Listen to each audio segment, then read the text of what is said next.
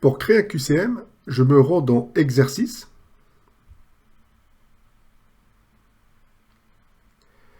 Et ici, j'ai la possibilité soit d'apporter des QCM sous format différents. Donc par exemple, Hot Potato. Je peux aussi importer mes QCM sous format Icon, format Excel ou Qtid. Enfin, si je veux créer un QCM de façon native, directement sur la plateforme, je vais me rendre sur Nouveau test. Je donne un nom à mon test. Et dans les paramètres avancés, j'ai plusieurs options de disponibles. Je peux indiquer ici une description sous forme de texte, ajouter une image, même un audio. Donc ça peut être intéressant si on veut ajouter des consignes. Feedback, j'ai la possibilité de donner le corrigé à la fin du test. J'ai la possibilité de ne pas faire de feedback, de faire un feedback immédiatement en pop-up, donc après chaque question. Par exemple, donc moi je vais mettre à la fin du test. Donc ici, je peux indiquer à l'apprenant le corriger à la fin du test ou alors mettre le mode examen. Et il y aura aussi une conséquence sur les options précédentes. Donc ici, on m'a dit que le paramètre feedback sera modifié avec pas de feedback, tout en haut. Donc si je clique sur mode examen, ici, j'ai pas de feedback, ce qui est logique parce que je ne veux pas divulguer le score à l'apprenant. Donc nous, on va revenir et on va mettre à la fin du test. Donc là, mode auto-évaluation. Ici, j'ai la possibilité d'indiquer une question par page ou de mettre toutes les questions sur une seule page. Donc moi, je préfère mettre toutes les questions sur une seule page. Ça donne aussi un aperçu à l'apprenant sur ce qui lui reste à remplir. Donc c'est mieux pour voir le temps qu'il reste. Ici, possibilité de mélanger les questions. Et enfin, on a des petites options. Donc montrer la catégorie des questions, cacher le titre des questions, etc. Alors ici, si on souhaite que l'apprenant tente l'examen une seule fois, on indiquera 1. 0, ça sera pour des tentatives infinies. Donc l'apprenant pourra tenter ses examens autant qu'il le veut. Et sinon, on peut mettre 2, 3, 4, etc. Donc ici, possibilité de propager des résultats négatifs, si on doit indiquer des scores négatifs. Activité date de début, donc ça c'est pour indiquer une date de commencement de l'examen. Alors si on veut mettre un examen perpétuel, pas besoin de mettre de date. Réviser mes réponses permet à l'apprenant de revenir sur ses réponses. Activer le contrôle du temps, donc ça permet de mettre un chronomètre à l'examen. Pourcentage requis, donc si on souhaite que l'apprenant fasse un score minimum, on peut indiquer un score en pourcentage, par exemple 60%.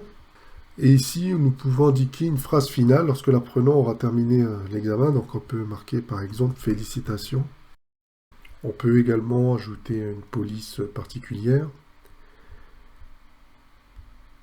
On peut changer la couleur de la police, mettre en caractère gras, etc. On peut également ajouter des vidéos, images, liens, sons, etc. Et je vais poursuivre avec la création de questions. Donc j'ai la possibilité ici d'ajouter autant de questions que je veux. Donc il y a plusieurs possibilités. On a des questions à choix unique. On a des questions à choix multiples. On a des textes à remplir. On a ici des textes à remplir mais avec un score global, donc le score qui concerne tout l'exercice. On a des appariements. On a des textes à rédiger. On a même de l'enregistrement vocal, donc ça peut être intéressant pour décrire par exemple une image. Donc si on veut faire un examen sur une description d'image, ça peut être intéressant pour les langues, donc décrire une image, etc. Et on a d'autres possibilités que je vous laisserai découvrir. Donc nous on va prendre questionnaire à choix unique.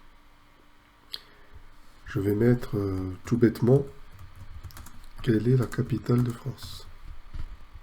Alors ici, on peut rajouter une image ou par exemple une vidéo.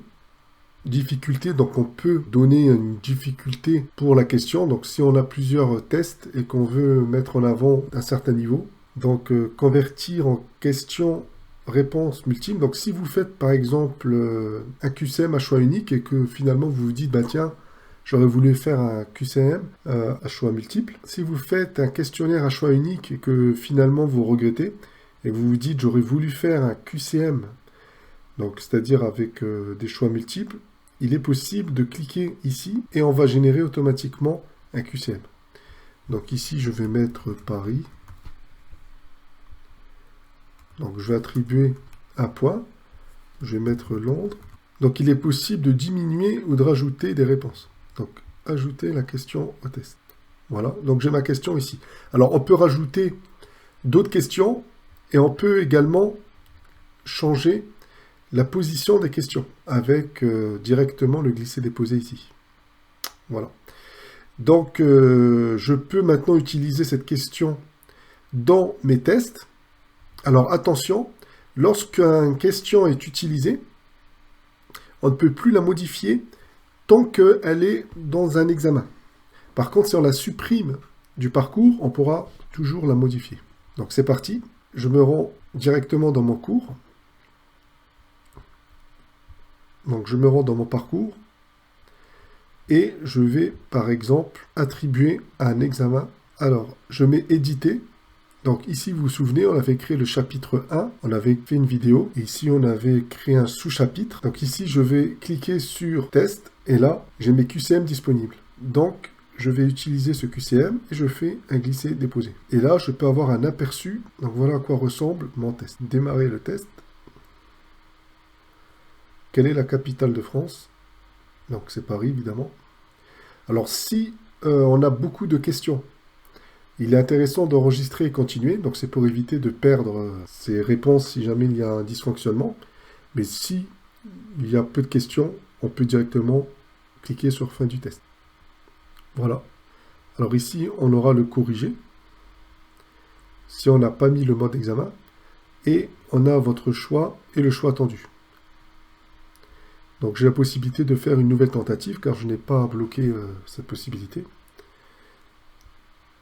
Voilà, donc c'est tout bon. Alors petit bonus, si vous voulez transformer ce QCM en exercice, on va dire assez ludique, on peut utiliser le mode Quiz Academy. Et là, je vais sélectionner, donc ici je n'ai pas beaucoup de QCM, donc je vais cliquer sur test et je mets ajouter cette ressource au cours. Alors il faut savoir une chose, le Quiz Academy ne nous permet pas de visualiser la réponse des candidats. Par contre, c'est juste une façon ludique de rendre le parcours un peu plus amusant. Donc si je mets sur prévisualiser et que je clique sur Tool Quiz Academy, je vais cliquer sur commencer.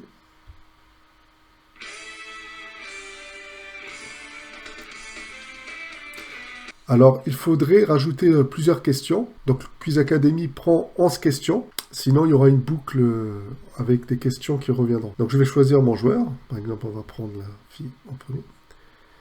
Quelle est la capitale de France? Donc, je vais choisir Rome. Alors, on sait que la réponse est Paris, bien entendu. Et là, j'ai une mauvaise réponse et j'ai une candidate qui a bien répondu.